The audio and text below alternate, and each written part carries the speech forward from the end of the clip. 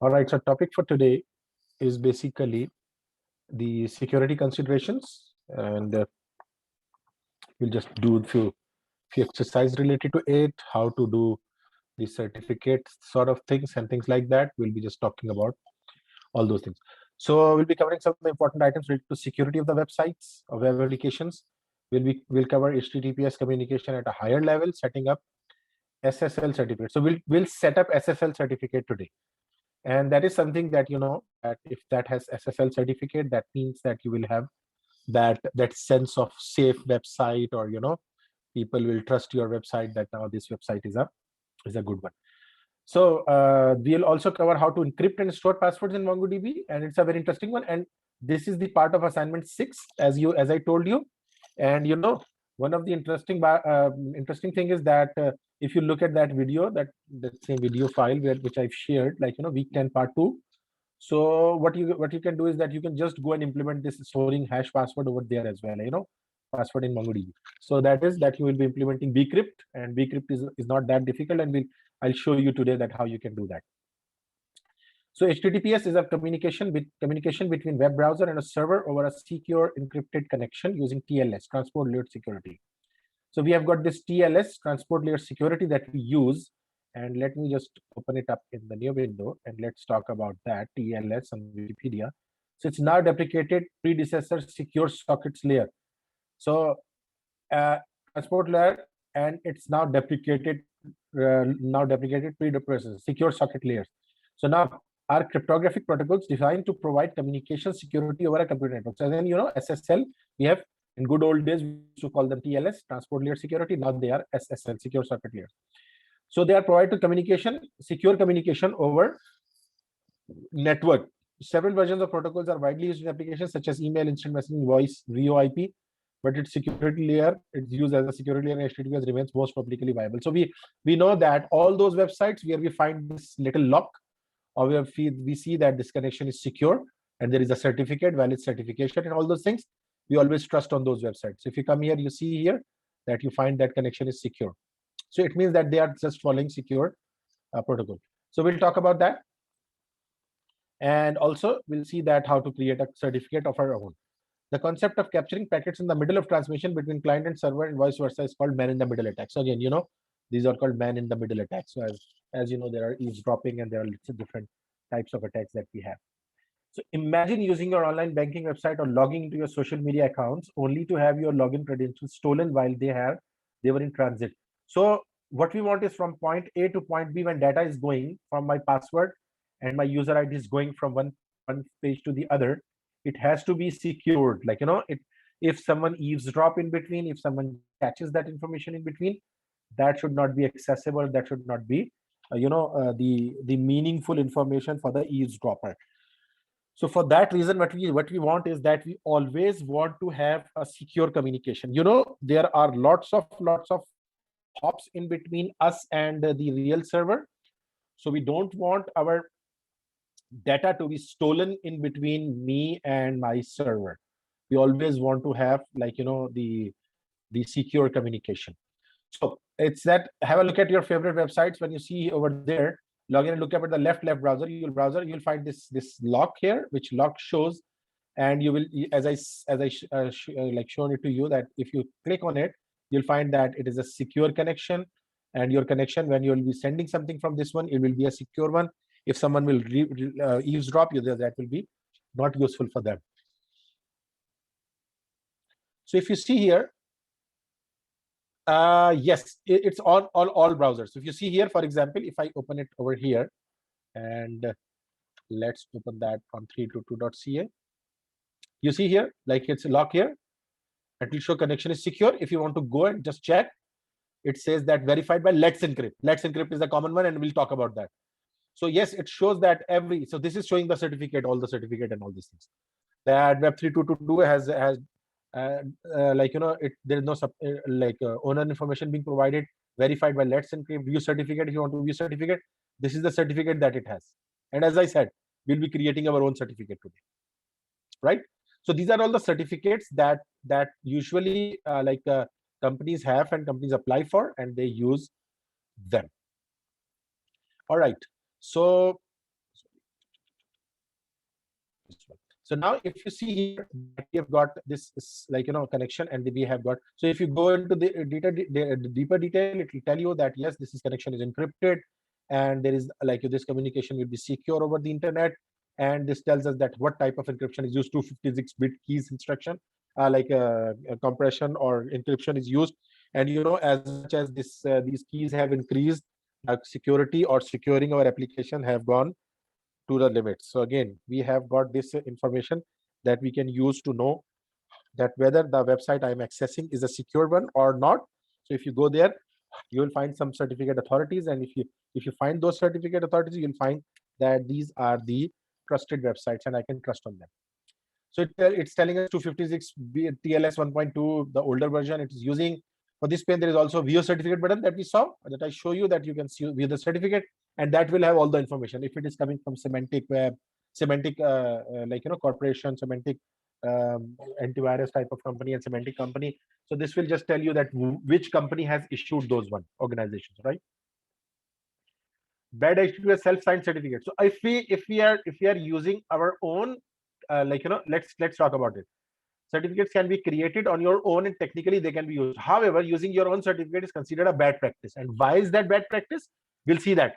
We create a certificate, but rather than, even then we are creating that certificate, but still it would be a bad practice. Why? Because it is not recognized by any of the, recognition of the company. So it won't find that. And we'll see that shortly.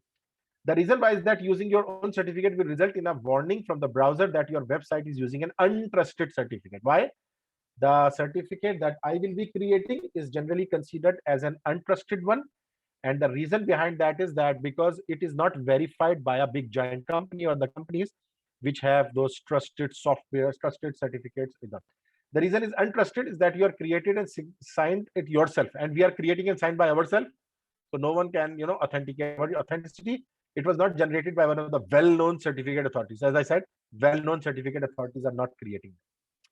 Large companies like Semantic, GoDaddy, VeriSign, DigiCert are certificate authority, and they have root certificates that other certificates are generated under. So these are the big name, giant names: Semantic, GoDaddy, VeriSign, DigiCert. They just produce those, and of course you need to pay them if you are using their certificates. But you would be, that security or that certification, like all that would be the now, the headache of that company, that they will be just handling all those security issues. The certificate contains information about this issue, expiry dates, organization it belong to, organization unit. So again, all these are rated, but again, when we'll use our own, we can see that this will be showing this information. The certificate is not trusted because it is self-signed. We'll be doing that. So creating your own. Now I want to create my own certificate. Let's open up Visual Studio Code, and let me follow me up, you together with me, and you will be definitely going to done that. Like we are just using that, and I will create let's create a week 12 folder, because we are in week 12.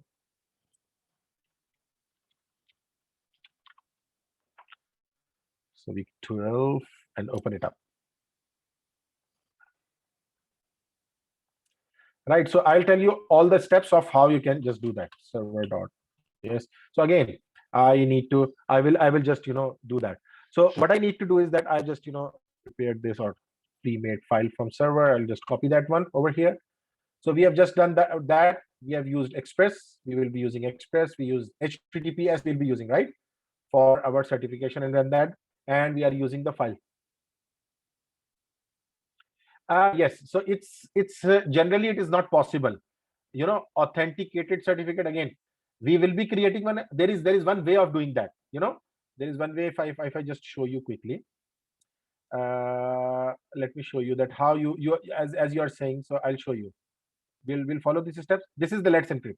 You see here, this is Let's Encrypt is an open source project that is overseen by the Linux Foundation. The purpose of Let's Encrypt is to offer free SSL TLS certificates.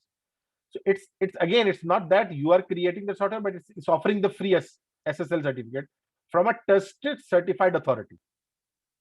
You got it right. So traditionally, web developers have had to purchase SSL certificate from limited set of certificate authorities of prices that would range from a few dollars to thousands.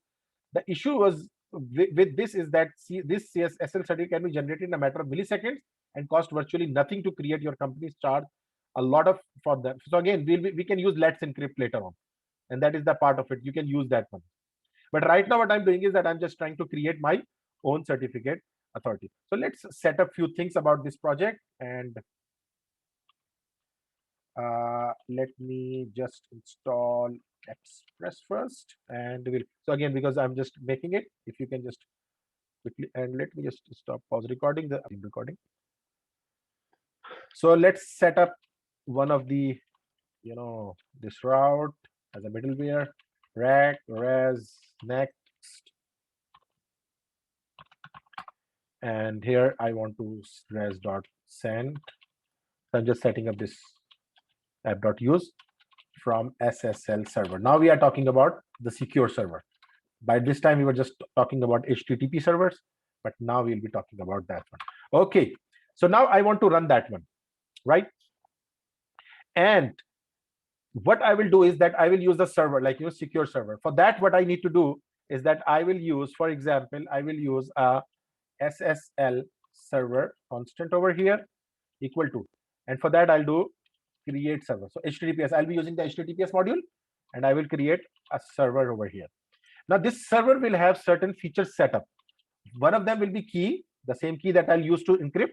I'm not using that, and again I'll generate that key for myself. And then there will be a certificate information over here, and then I will just pass what, the app to it, right, in that one, like that, and then I will just do that. So I hope you understand. Now I'll just bring this key and certificate by after generating that one, right?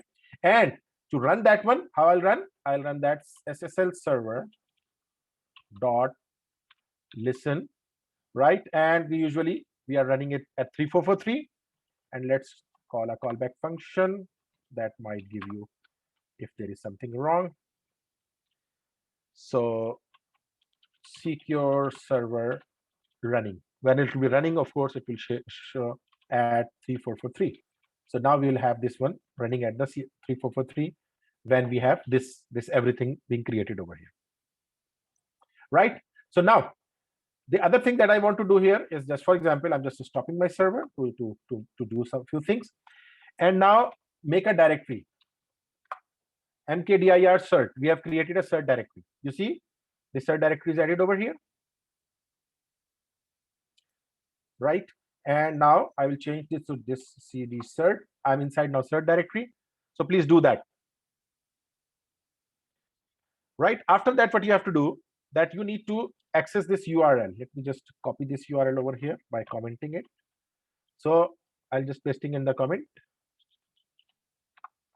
Use this URL, and we need to download something, and we need to download what, this OpenSSL. OpenSSL is something that will be used to do that. So again, you can just download this according to your your operating system. You can just download that one, but make sure one thing, download that one, and then make sure that its path is added to environment, because I want to access this one from here. Again, I want to access this one from here. For example, if I say open SSL, so it should give me a prompt like that, right? So I'll just wait for that, and I'll just pause recording. And right, so after installing that, again setting up on environment variable, you can see is that you can check that if you are getting this prompt of it, and hopefully if you are getting that. So let me tell you, there are 3 steps of generating a certificate for ourselves. Let me just show those steps over here. Oh, that's very good. So let me just show these steps over here. Let me make a comment. So you see, to generate SSL certificate, we follow 3 steps. What are these 3 steps? Number 1, generate a private key. We'll first generate a private key, then generate a CSR, certificate signing request, which of course we'll be doing by ourselves using private key, and then generate the SSL certificate on that one. Certificate, not certification, right? So that is basically, these are the 3 steps that we need to follow. So now to follow these steps, the step number 1, I'm just telling you the step number 1. We make sure that you are inside this cert. We are trying to generate this inside this cert folder, right? So inside this cert folder, you write down open SSL, generate RSA, RSA is the name of the, and produce output in the key.pem. This is the command. Let me just copy this command for you. Again, you can write that on your own.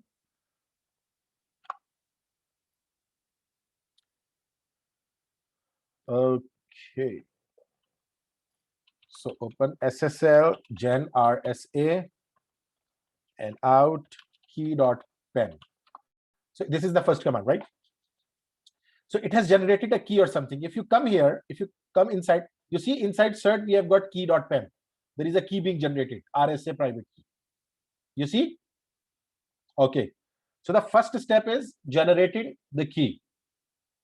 The second step is by using this, we are, requesting the, so again, open SSL, request new, what we are doing, certificate signing we are requesting. New key.pem, you have to use .key.pem, right? And out csr.pem. So I want to save that and csr.pem.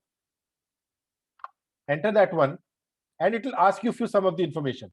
For example, it is asking for the country code. For example, country name, I'm giving Canada, Ontario, maybe whatever is your city name, or you can just leave that out. We can leave that. It's asking for organizations. So I'm giving Seneca. Yes, I'm doing that.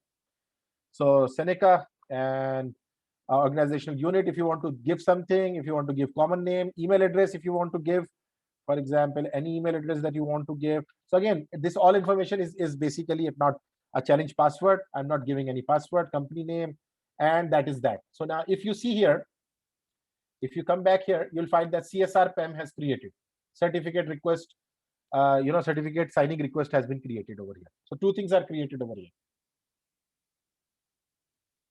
Now the last step, which is the most important one, and let me just show you there. So I'm just clearing that. Now you need to write open SSL, right? X509. This is a certificate, version that we are using, and requesting something. We want to request, and what we want to request, we want to have this certificate for 365 days, like for 1 year, and for that, in what we'll be using csr.pem. So we are using .csr.pem as its authority, and the sign key that we want to use is key.pem, and we want to output that in cert.pem. Right? So see the command. OpenSSL X509 request -days 365 in like csr.pem that we want to use, the certificate signing authority which we have created, and sign key is the key.pem that we have created. Both of the things are visible over here in my window, and I want to output it in cert.pem. So that is the certificate that I'll be using. So now press enter. You see that there is something called cert.pem has been created, and it shows me the information, Canada and Ontario, for example. Whatever I've given, it's just giving this private key and using that one to generate the certificate. Right? So out of these three, now these two are of our interest, cert.pem, and so if you want, you can just delete this one because it was just used for that particular thing. If you want to remove that CSR, you can remove that one. That is not used anymore. That is not needed anymore. Right? So now go back to your server, and we have to define these key and over there. And we have used this file, file system file system fs over there. I'll be make use of that, and I will be combining that. So fs.read file sync, I wanted to include that read file sync. And what is that? Path.join, we have used that path as well. And if you remember, we have already worked on that. Dir name, cert, right, and key.pem. And you need to just close two of them. Right? Did I miss something? Okay, so I've put in this one is wrong. It is not needed over here. So fs.read file sync, path.join name, cert, key.pem. This is the first one. So key.pem is what? This my key, which I've shared. I've just saved. Now let's talk about the other. I want again the same way fs.read file sync path dot join and underscore dir name directory name and cert comma cert dot pen. So this is the certificate that I want to use over here. You can leave out that, or you can just delete that one as well. Right? It's just adding by itself because of, right. So it's basically we have done what we have just we have done that. So now we are starting our file with this SQL server, like SSL server, which is secure circuit layer server. And now this should open up in that one. Now I will run my application npm start. Let's see if it runs. Okay, it says it's starting the server. It has started the server. Let's go and check that one. Localhost 8080. And it's not accessing. Why? The site cannot be reached. Can you tell me why it's not accessing it? Because by default, this looks for HTTP. Mind you, by default, localhost is going to HTTP. So what you need to do is that you need to do HTTPS :/localhost 8080. Hopefully it should run now. Let's see if I've done everything right. Oh, looks like there is something wrong.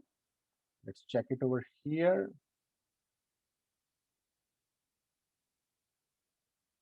Okay, let me just check with the, oh, not 8080. I'm sorry. We are using localhost 3443. Yes.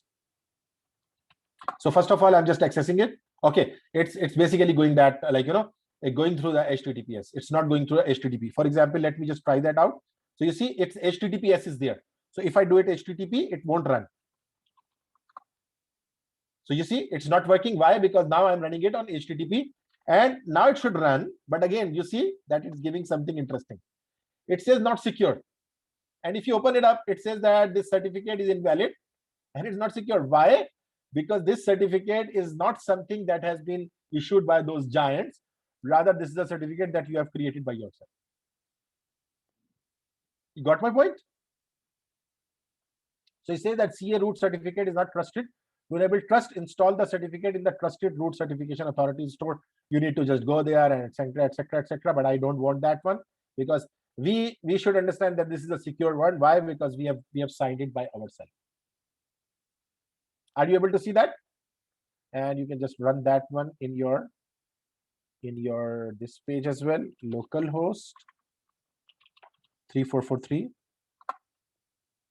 Okay, it says connection reset again. So it means it is accessing through HTTP right now. Now it should access it. So you see potential risk, because it says that you have, I want to advance, because I know that it's to go back recommended, accept the risk and go to that. But I want to go there. Hello from SSL server. And if you see here, again, that same thing. Connection not secure. Why not secure? It will say that you are not securely connected to this website. I want more information. It will just show me all those information. If you go to view certificate, you will say that this is my certificate. Do you see that? This is our certificate that we have created. Canada, Ontario, Seneca, abc@gmail.com. Issuer name is that, subject name is that, issuer name is that, validity is, you see that it's valid till April 2022, right? From this time to that 1 year, after 1 year time. So this is the RSA, whatever is this. This is the secure hash algorithm, or all those keys over here. These are all the certificate values. So it's been issued to abc@gmail.com.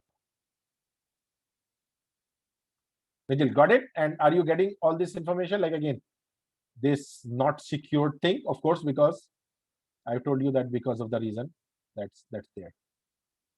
Are you able to? Okay, that's very good. So let's go back to that one. So what we have done is that we have effectively followed all those steps, and we have, this is the thing that we have done. We have created our file, and we have just, they are also using that server.key, server.cert, and the certifications or whatever you can just store them in PEM file or cert file, whatever, and we have just used them, and we have come to this one. And now the other thing is Let's Encrypt, which we can use a free HTTPS certificate forever that you can always use. So Let's Encrypt will provide you this facility, but we won't be able to Let's Encrypt working with an example in this class. The reason that requires a custom domain that is publicly available on the web.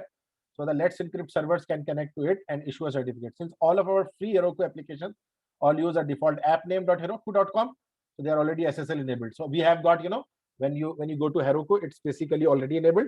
So Let's Encrypt will only work with a separate independent server where you can just do that, and they've given all the information. The password encryption, I'll leave that for you. Nigel, first of all, did you see my video of that, like week 10 part 2? Were you able to see that? Because I would just hint you that where you can use that one. Are you able to see that video?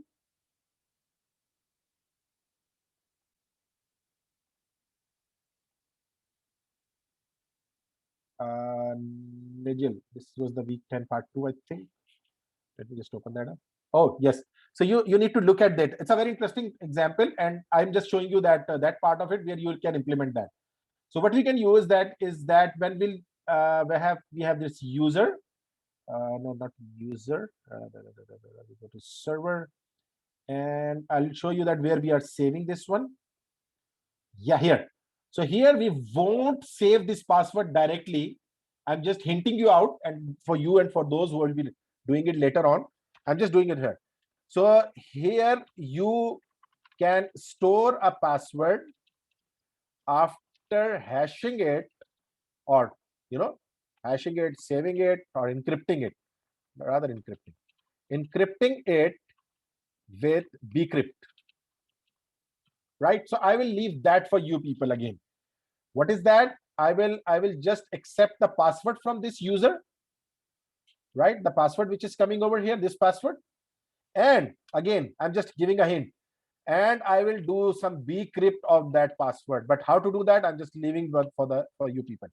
You will bcrypt that password. You will get some value out of it, and you have to store that XYZ value over here. Whatever you for example, if I say I'm just writing the wrong code again for ABC equal to bcrypt password bcrypted, and now I'll save there here ABC. I'll use the colon here and use ABC over here. You got it? Like again, I'll store that password, and not only store that password, but when I'll be logging in, because as you have not seen this video, if you had seen that, you would understand what is going on. So now when I'll be logging it in over here, I will be just it's the register one. I'm sorry, this was the login part, but again, here also you need to have bcrypt, like encrypted password, and you will be checking that. Yes, this is the registration. So you'll have to just encrypt that, and when you are logging in, you see where is that app post login? This is app post login. So here also you will need to do what? You will not be comparing password like this. Rather, you need to use one of the method of bcrypt. So I will leave that for the reader and for you people, because this is something interesting and you should do that. Something like that. You need to add some salt to it, like a value that will encrypt this password. And then after encrypting, you can just, check those password, and you can compare that by using this one. So I've left that for you people. If you have any problem, you can just always let me know. You got it? Like Nijin, everything? So please watch that video. That's a very interesting one. I think you remember I've shared its link. So I would request you to just look at it, because you will find some interesting interesting topic is there, because we're using the sessions and all those things over there. Right, Nigel? So I'm keeping it till this point. So let's see who comes up on Monday, because looks like people have just disappeared from everywhere. So let's meet on Monday again for some interesting discussion. But again, the topics are like almost covered. The notes are complete. We are almost done with it, but only assignment and test is remaining. So I might announce the test on Monday. So we'll be just there for the test on Monday. Right, Nijan? Any question?